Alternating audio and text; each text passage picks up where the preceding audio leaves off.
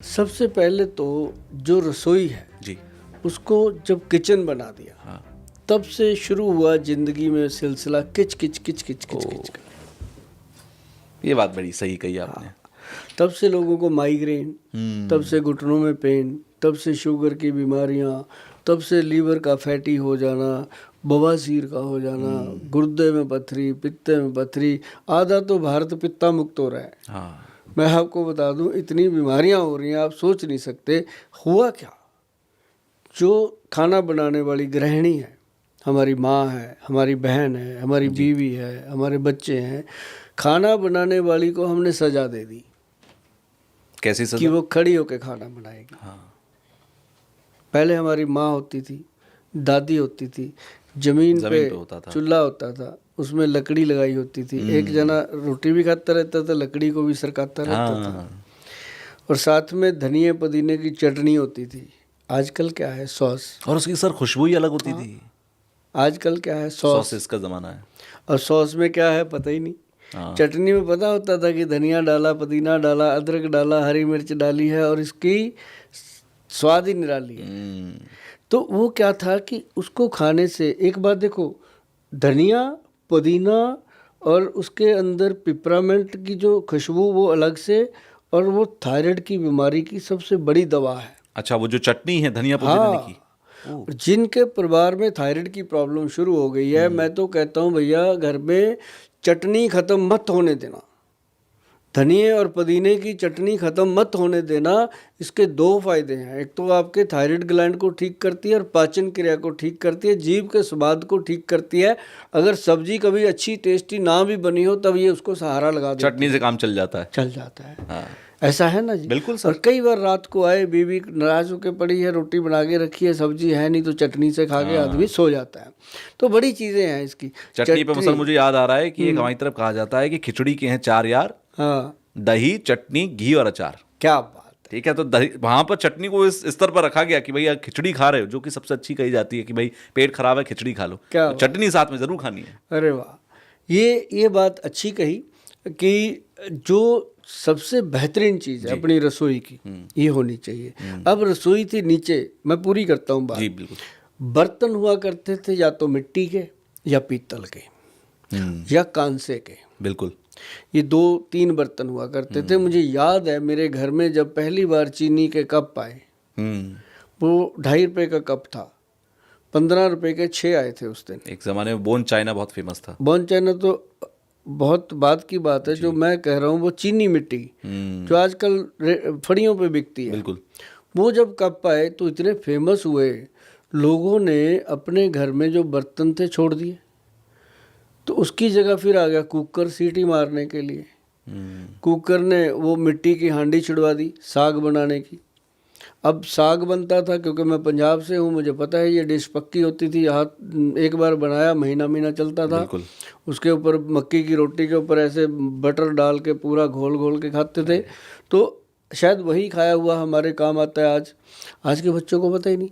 अब क्या हो गया, कुकर में साग बन रहा है।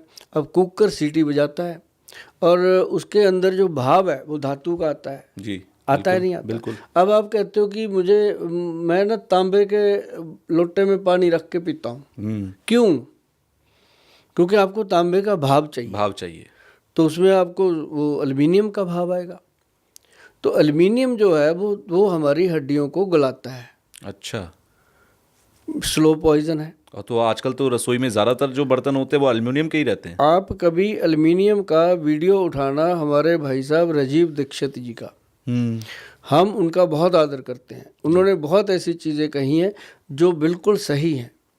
उन्होंने कहा था कि जो एल्युमिनियम के बर्तन है वो अंग्रेज़ लेके आए थे, जेलों में दिए जाते थे कैदियों को, उसमें खाना दिया जाता था कि कैदियों को जो स्लो एक पनिशमेंट है जी, कि जिसने 20 साल जीना है वो 15 जिएगा, जिसने 15 जीना है वो 10 जिएगा। पता था उनको कि ये हड्डियों को गला देती है और अंदर से आदमी को खोखला करती हैं ये चीज़ें। तो वो अब एल्युमिनियम आ गया। अब उसको चलते चलते कितने बरस बीत गए। उसके बाद क्या हुआ, पेट में गैस, पेट में कब्ज, बिल्कुल। गट प्रॉब्लम शुरू हो गई। तो ये चलते चलते एक दिन में नहीं हुआ। एक दिन में 100 साल का आदमी 60 का नहीं रह गया। 40 साल ऐसे ही कम नहीं हुए। सही बात है। 40 साल कम करने के लिए लगे हैं 40 साल। हमारी आदतों ने बिगाड़ा है सब हाँ, 1990 से लगे हुए हैं इनको बिगाड़ने, तो धीरे धीरे बिगड़ रही हैं। अब आप दशक देखिए 1990 का, अमिताभ बच्चन का दशक था वो। धर्मेंद्र अमिताभ बच्चन जैसे हीरो हुआ करते थे। उसके बाद आज के देखो, उसके बाद आगे के देखना, मतलब हर चीज़ चेंज हो रही है।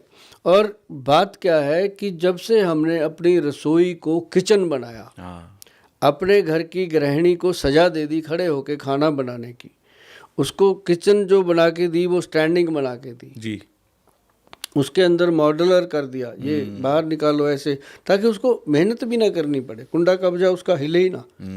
अब उसको शोल्डर में फ्रोजन हो जाता है, कभी बैक में दर्द हो जाता है, कभी बेचारी के घुटने में दर्द हो जाता है। ऐसे ऐसे करना है ना, अब रोटी ऐसे तो बने नहीं कि फूक मारे, ऐसे ऐसे करना खड़े खड़े, तो वो कितनी बार करना है, एक रोटी को कितनी बार करना, और अगर 40 रोटियां बनाई तो कितनी बार किया। सही बात है। तो ये हुआ ना। अब ये जो चीज़ है, जब वो बैठ के करते हैं ऐसे करके, तो वो होती है एक्सरसाइज। जब खड़े होके करते हैं वो होती है सजा।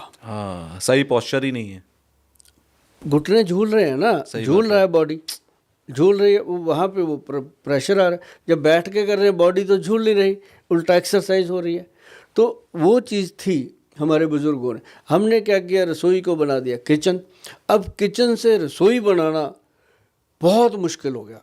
रसोई से किचन तो ऐसे बन गई, अब किचन से रसोई, बैक गियर डालना है। रसोई बहुत मुश्किल है, बहुत मुश्किल है, बन नहीं रही है। अब जैसे हमने अपनी मेरा घर है जी चंडीगढ़ में, अब वहाँ तो नेचुरली है कि रसोई किचन ही बननी थी। लेकिन हमने अपने घर की बैक साइड जो होती है लॉबी, बेड़ा होता है पीछे, उसमें वो पुरानी कच्ची मिट्टी की चूल्हा है वहाँ पर बनाया। अरे वाह। हम, मेरी तो बेटियां चूल्हे की रोटी खाते हैं। हाँ, बेटियां हैं, वाइफ है, खुशबू है, मिट्टी की हांडी रखी है, साग सत्तू उसमें बनना है, सब्जियां वो वाइफ बनाती है बैठ के, और हम हमारे बच्चों को आदत डाली है, तो वो खुश है।